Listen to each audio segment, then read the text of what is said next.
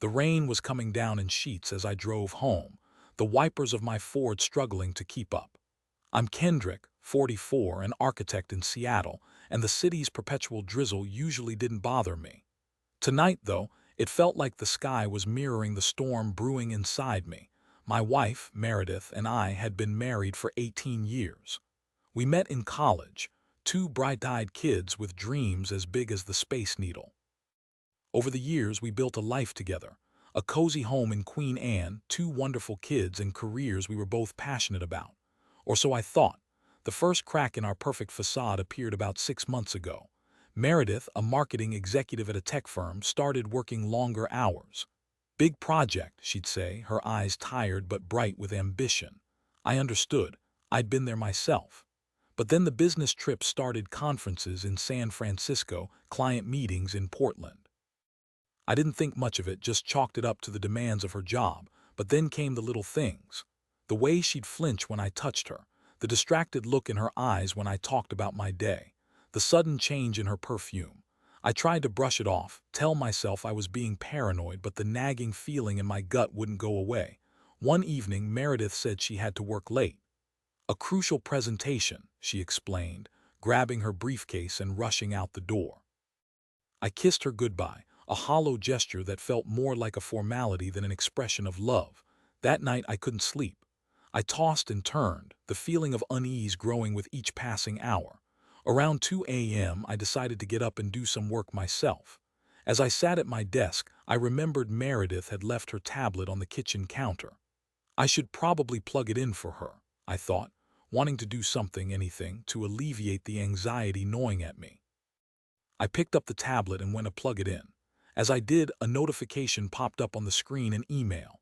The sender's name was Gareth. Curiosity, or perhaps a darker impulse, got the better of me. I clicked on the email. "Last night was incredible," the email read. "I can't stop thinking about you. I'm already counting down the hours until our next meeting." The message was followed by a string of emojis: hearts, kisses, and a suggestive eggplant. My blood ran cold. I felt like I'd been punched in the gut. The room started spinning and I had to grip the edge of the counter to stay upright. This couldn't be happening. Meredith wouldn't do this to me, to us. But the evidence was right there, staring me in the face. I scrolled through the rest of the email chain, each message a fresh stab wound to my heart. There were intimate details about their meetings, plans for future rendezvous, and declarations of love that were never meant for my ears. Gareth, it turned out, was a colleague of Meredith's, a slick, handsome VP she'd been working closely with on the big project. I spent the rest of the night in a daze, replaying the last few months in my head, trying to make sense of it all. How could I have been so blind? How could she betray me like this? When Meredith finally came home around 6 a.m., she looked exhausted but strangely radiant. "Long night," she said, forcing a smile. "But it was worth it. We nailed the presentation." I stared at her, my heart aching with a pain I'd never known. "Who's Gareth?" I asked, my voice barely a whisper. Her face paled. "What are you talking about?" she stammered, avoiding my gaze. I held up the tablet. "This is what I'm talking about," I said, my voice rising. "The emails, the lies, the affair. How could you, Meredith?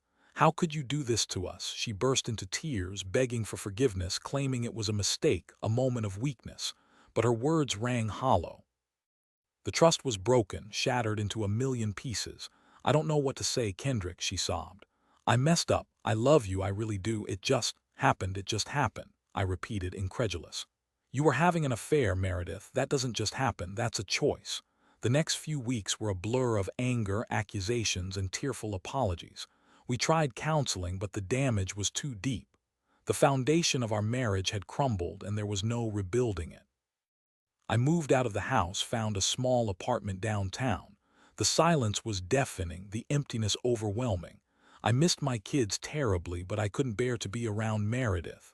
The sight of her, the sound of her voice, was a constant reminder of her betrayal.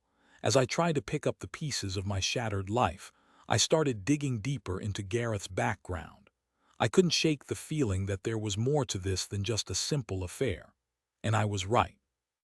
It turned out that Gareth wasn't just a VP at Meredith's company. He was a serial philanderer. He'd had affairs with several other women at the firm, using his position to manipulate and exploit them. He was a predator, and Meredith had fallen prey to his charms.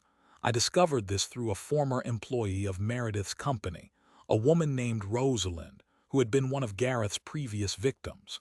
She reached out to me after hearing about my situation, offering to help expose him.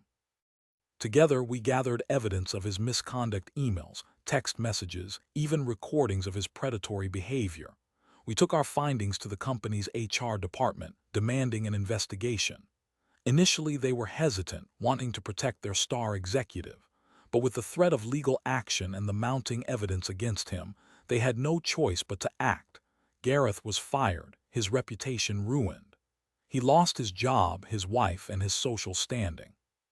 Karma, it seemed, had finally caught up with him. As for Meredith, she was devastated by the fallout. She lost her job, her friends, and her family. The affair had cost her everything. I felt a flicker of satisfaction, but it was quickly replaced by a profound sadness. We had both lost so much. In the end, we divorced. It was a painful, messy process, but it was necessary. We couldn't stay together, not after what had happened. The trust was gone, and without trust, there was nothing left. I still think about Meredith sometimes, wondering if she regrets her choices. I hope she's learned from her mistakes, that she's found some measure of peace. As for me, I'm still healing. The scars of betrayal run deep, but I'm determined to move forward, to rebuild my life, to find happiness again. One rainy evening, a few months after the divorce was finalized, I received a call from Rosalind. "Kendrick, I think you should know something," she said, her voice hesitant. "Meredith is sick, really sick." I felt a pang of guilt, a wave of conflicting emotions. "What's wrong?" I asked, my voice trembling. "She has cancer," Rosalind said. "Stage 4, the doctors don't think she has much time left." I was stunned. Cancer, Meredith, it didn't seem possible. We had been through so much, and now this. I visited her in the hospital. She was frail and weak, her once vibrant eyes now dull and lifeless. She looked like a shadow of her former self. "Kendrick," she whispered, her voice barely audible. "Thank you for coming." We talked for hours, reminiscing about the good times, the happy memories. We apologized for the hurt we had caused each other, forgiving each other for our mistakes. In her final days, I was there for her, holding her hand, offering comfort and support. It wasn't about love anymore. It was about compassion, about humanity. Meredith passed away a few weeks later.